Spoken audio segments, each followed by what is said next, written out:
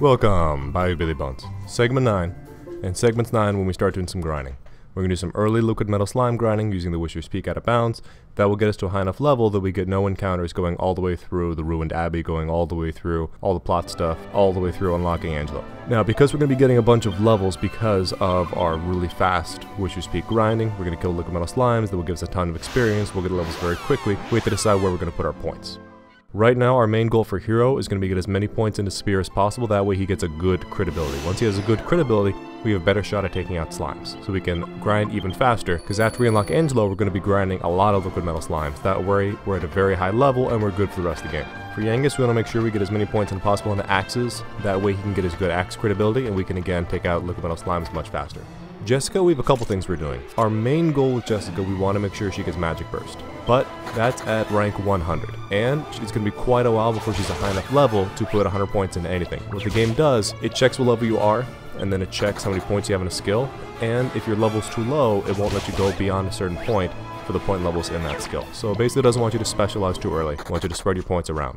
So we can't just do straight points into Jessica. We can't just give all of her points to her Fisticuffs to get Magic Burst. Instead, we have to spread it around a little bit. So things we're going to do in order to spread around, and the same thing happens to the Angus. Things we're going to do to spread it around, we want to get some points into Staves. That way we get Accelerate. Accelerate's going to be very useful for liquid metal slime grinding and for bosses later on.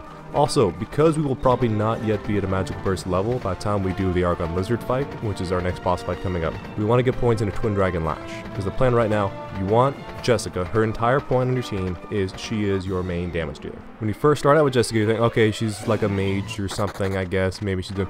Turns out she is the Glass Cannon. She's the one that can do all the damage, and she has two amazing attacks to do damage. She has Twin Dragon Lash. Each lash of the Twin Dragon Lash is greater than a regular attack, and she does two of them. It is tension modifiable, so she can psych up, make it even stronger. It's a very powerful attack. One of the best attacks in the game, Twin Dragon Lash, especially when you get better whips later on. Also, Magic Burst. What she does when she does Magic Burst is she uses all of her magic points into one attack. So it's a great one-shot attack to do with bosses, and it's tension modifiable. So you can psych all the way up, do one Magic Burst, and do thousands of points of damage in one attack. It's an amazing attack, and that's our main goal for Jessica, is we want to get her Magic Burst, that way she can one-shot bosses later on. The only problem with using Magic Burst as a skill against bosses, what they can do, they can Wave of Ice. When they Wave of Ice, what happens then is it reduces the tension of the whole party. You gotta start back to zero. So the out of bounds at Wishers Peak is really only useful to us when it's nighttime. So you might notice the last segment, we were kinda doing a lot of things in the last segment. We were doing plot things, sure. We were also unlocking boxes and things. You're kinda doing a lot of stuff in the segment. One of the reasons we want to advance the time of day, so we might as well do some things to advance the time of day instead of just staying at an end. Eventually we'll have to break down and use an end to change the time of day, but for right now, we were just doing plot things for that. So now you can see it's getting later and later. As soon as you get to this little island here, that's the place where we're going to be grinding liquid metal slimes. Also on this island, there's a chest on this island, so I want to be sure we can get to that chest. Once you get to that chest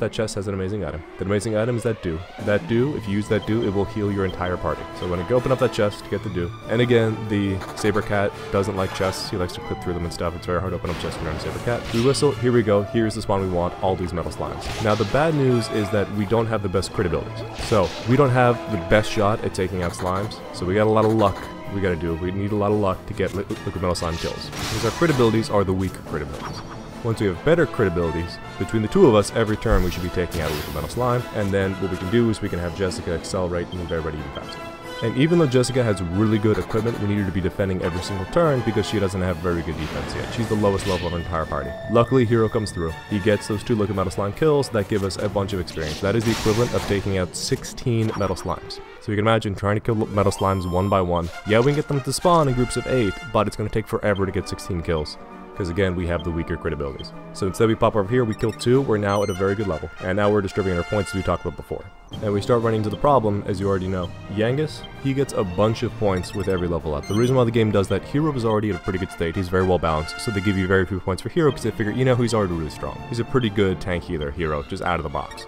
So for Yangus, because he starts out, okay, he can do some damage, but otherwise, what is he doing? So they give you a bunch of points, so you can specialize, you can move points around everything else. So they give you a bunch of points for Yangus, but the problem is there's still that cap. So we can't just put every single point into axes for Yangus, the game's going to stop us. So we have to start distributing the points in other ways. And how we're going to distribute them in other ways, there are some other skills we would like to have with Yangus. One of the big ones, it would be good to have Padfoot, because there are some events later on where even if we have a very high level, we can't just use Holy Water to avoid all encounters. There are some encounters we will still get even with a very high level, that's why we want Padfoot. So again, walking into that, you can't, you gotta put him somewhere else. So dumping these points into humanity. We got the whistle, cool, and then we want to do some fisticuff stuff so we can get some other amazing things with them. In Yangus, it really doesn't matter that much. You get a bunch of axe points, sure, you really needed to have all those axe points. After that, it really doesn't matter where you put those extra points. You're going to have extra with Yangus, so it's not that big of a deal if you just randomly put some points into scythes or into clubs or something like that. The game gives you so many points with Yangus, and you gotta wait till you get good skills with him, because again, he gets so many points at such a low level, so you can waste a bunch of points, not really a big deal.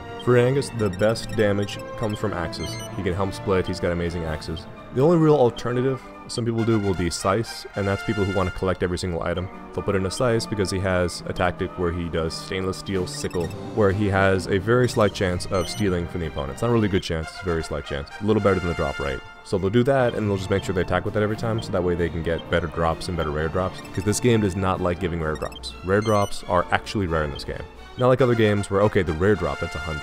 Kill 100, you get it. Here, yeah, you're killing, what, a 256, something like that. I haven't had the patience to check, not something I really care about. I'm sure somebody knows, it's probably an FAQ somewhere. So we want to make sure we get 3 levels to staves for Jessica, and this is the first time Jessica is leveled at all, so we're getting a bunch of points right here. 3 points into staves, that way she gets accelerate. After that, we want to get up to 23 points in whips, that way she has Twin Dragon Lash.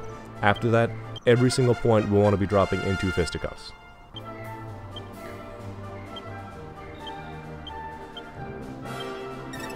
And my notes were laid out quite poorly for this, and I paid the price, because it took me a couple seconds to say, wait a second, which one am I putting fisticuff, sex appeal, which one is it?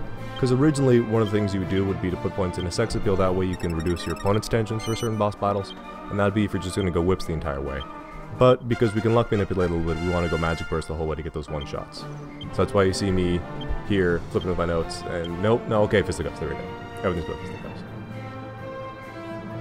So a couple seconds lost. But we had that amazing liquid metal slime block, so it's worth it for the segment.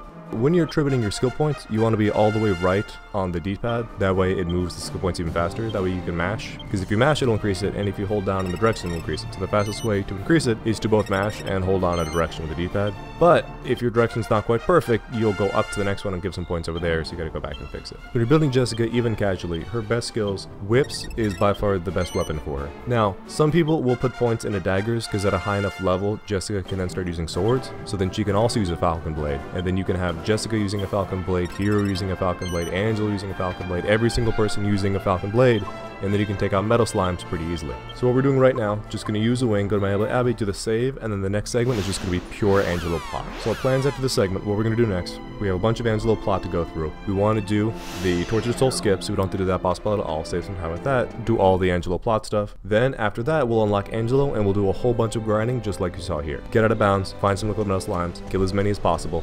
Get to a high enough level, after that it'll be Argon Lizard fight, and then we're back in the plot. Now, to return to our discussion on daggers, they seem cool. Downside though, it takes a lot of metal slimes to equal a liquid metal slime, or even a king metal slime. There are some advantages to just doing metal slimes. They do drop some seeds, which you don't really get from liquid metal slimes or from kings. Kings, you get crowns and stuff, and liquid metal slimes, you can get amazing shoes. But metal slimes, if you're trying to max out all of your skills, if you're trying to get every single point as possible and get the best character possible, it might make sense to be farming metal slimes so you can get those extra seed drops from them. Final time for the segment, 1 hour, 56 minutes. Thank you for watching.